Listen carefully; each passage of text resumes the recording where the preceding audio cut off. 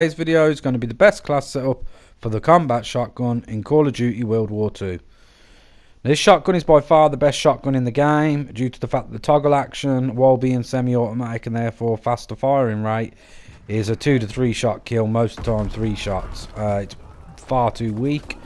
And Luftwaffe drilling and the sawn-off shotgun, while one shot kill weapons, you have to reload after 2 shots. So again, has its downfall. So by far best shotgun on the game, the combat shotgun.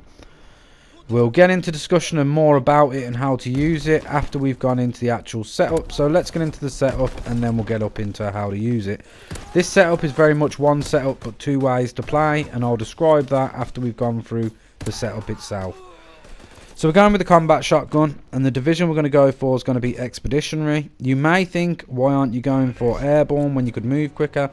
The reason is, with expeditionary we can refill explosives, which means that if we want to have mines in camp, we can constantly top up our mines and make camping that much easier.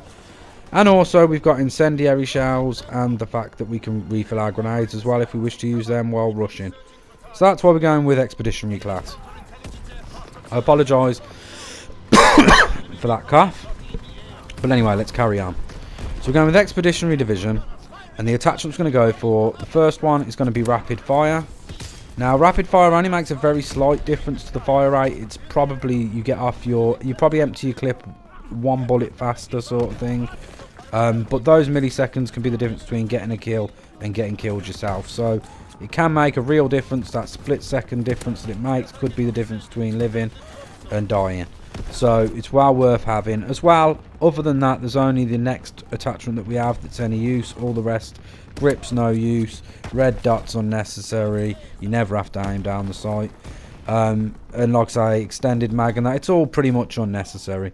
So we're going for rapid fire, and the second one we're going to go for is going to be advanced rifling. Advanced rifling, well, the reason for that is self-explanatory. It's just going to give us a longer range. A longer range therefore means that we have less damage drop off at distance.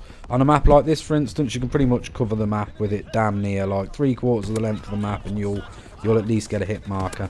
So it's going to increase the range that we can get 1-shot kills at, which is obviously the main thing we want to be doing with this type of gun.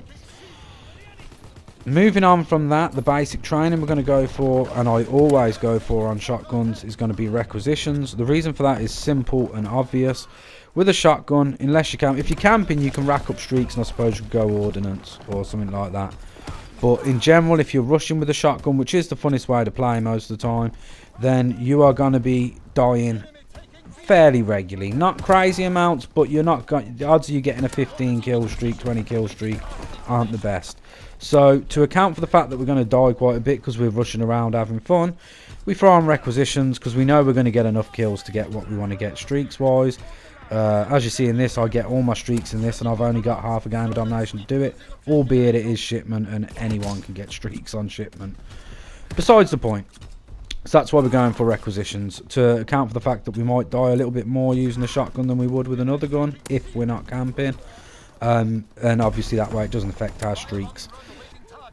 So secondly, the thing we're going to do is we're going to look at our secondary weapons, ironically.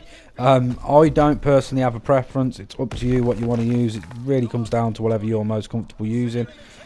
If I really had to pick one, I'd probably go for the Walther P08.